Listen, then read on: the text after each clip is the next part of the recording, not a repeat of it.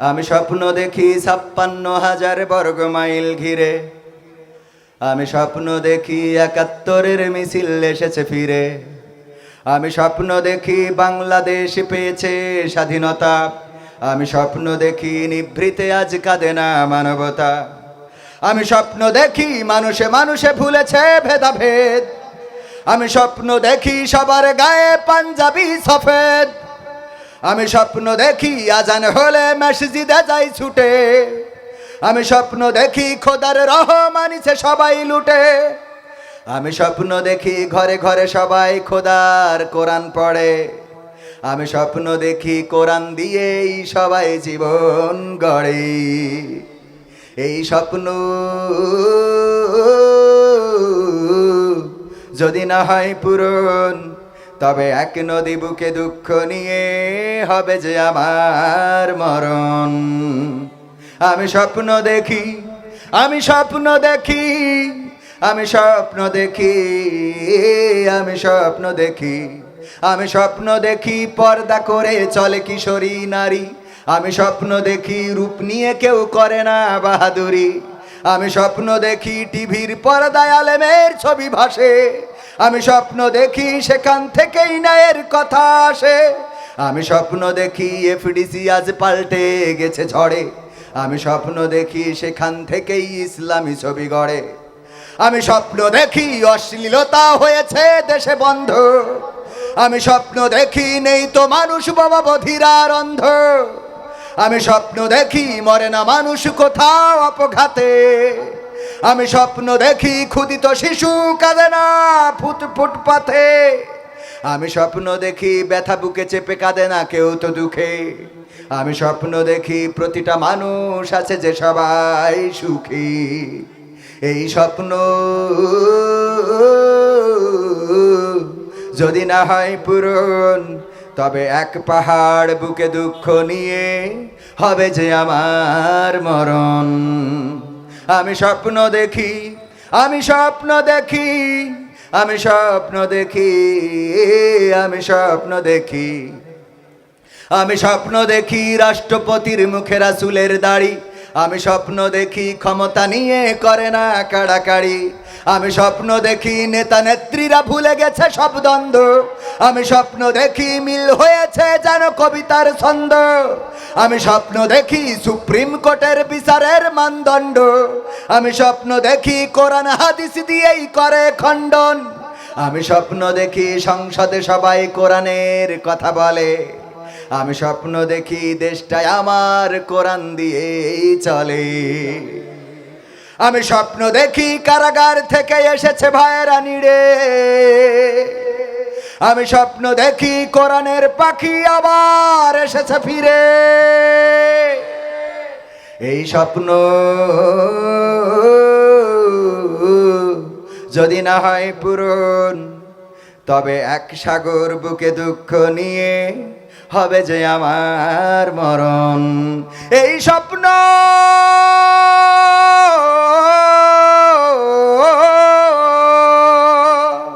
যদি না হয় পূরণ, তবে এক সাগর বুকে দুঃখ নিয়ে হবে যে আমার মরণ। মারহাবা, এত আসতে বললেন। এই স্বপ্ন আমাদের সবার লালন করা উচিত না উচিত না? এই স্বপ্ন মনের মধ্যে থাকার দরকার আছে না নাই? এই স্বপ্ন নিয়েই চলতে হবে। এই স্বপ্ন নিয়ে বাঁচতে চাই, এই স্বপ্ন নিয়ে চলতে চাই। এই স্বপ্নের পথে যারা বাধা হয়ে দাঁড়াতে চায়, আমরা তাদেরকে বলতে চাই, আমরা আপনাদের শত্রু নই, আমরা আপনাদের শুভাকাঙ্ক্ষী। দুনিয়ার জীবনের বিনিময়ে আখিরাতের জীবনটা যেন সহজ হয়। মাশাআল্লাহ। মাঠ থেকে ৮,০৮৬ আর বাবরদের মধ্যে থেকে সব মিলাই ১০,০০০ উপরে নাই। ৮,৮৮৬ মাঠ থেকে কালেকশন হয়েছে। ৮,০৮৬ মা বোনেরা সহ অন্তত ১০,০০০ টাকা পুরানো তো উচিত ছিল। আপনাদের কি মনে হয়? এর মধ্যে তো আমি দিছি, তা বললেই ফেলি, সোয়াব না হয় না হোক ৫০০। এন বললি তো অনেকেই বলে বললি সোয়াব কাটা, তাকে থাক কাটা যাক। আমি মাঝে মাঝে জিজ্ঞেস করি, ভাই আপনার সাথে কি ফেরেশতার কথা হয়েছে? অনেকেই যে বলে, ভাই এটা যে দান করলেন ভিডিও করেছেন তা সোয়াব হবে? এ তো সোয়াব হবে না। আমি কই সোয়াব লেখে কিনা? তো আছে কেরামিন কাতিবিন সম্মানিত দুজন। আমি কই ওদের সাথে কি যোগাযোগ আছে নাই আপনার? তো কয় না। তাহলে আপনি বলেন কি করি যে হবে না? ও লিখার বুঝ ফেরেশতারা করবে না, আপনার টেনশন করে লাভ কি? কথা কয় না। ও লেখার দরকার হলে লিখবে না, দরকার হলে লিখবে না, এটা আল্লাহর ফেরেশতারা বুঝবে না। আমরা খালি মানুষের নিরুৎসাহিত করা ছাড়া উৎসাহ দিতে শিখি নাই। কথা কয় না।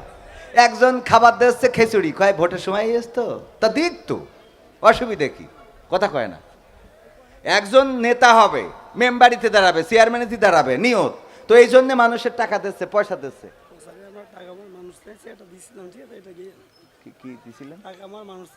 ও টাকা মানুষ হ্যাঁ, আপনারা এরকম কানে কথা কওয়া যাবে না, কিছু বললে সিরকুট লিখে দেবেন, এই সে গ্যাটিস দেবেন, আমি কথা কব কি?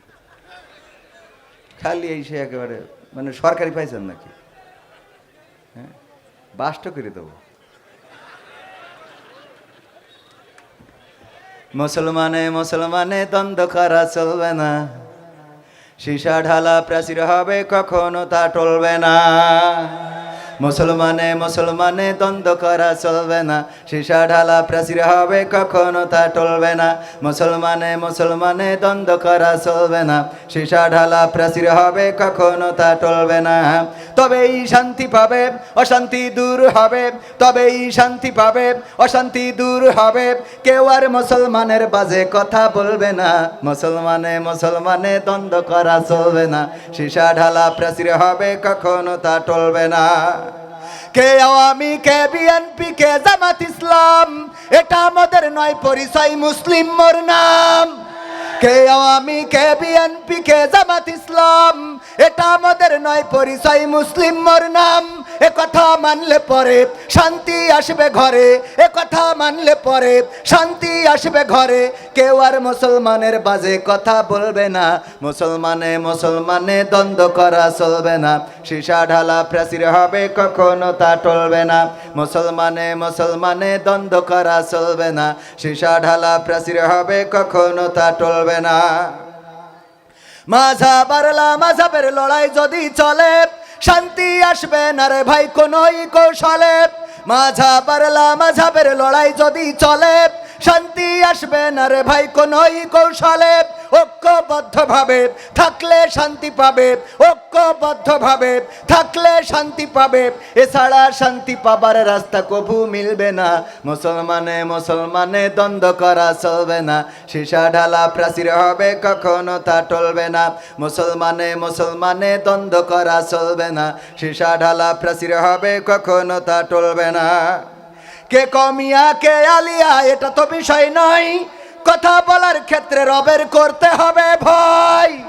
কে কমিয়া কে আলিয়া এটা তো বিষয় নয়, কথা বলার ক্ষেত্রে রবের করতে হবে ভয়। হকের কথা যারা বলে, হকের পথে যারা চলে, হকের কথা যারা বলে, হকের পথে যারা চলে, তাদের সাথেই থাকতে হবে, এই কথাটা ভুলবে না। ভোলা যাবে? মুসলমানে মুসলমানে দ্বন্দ্ব করা চলবে না, সীসা ঢালা প্রাচীর হবে কখনো তা টলবে না। মুসলমানে মুসলমানে দ্বন্দ্ব করা চলবে না, সীসা ঢালা প্রাচীর হবে কখনো তা টলবে না।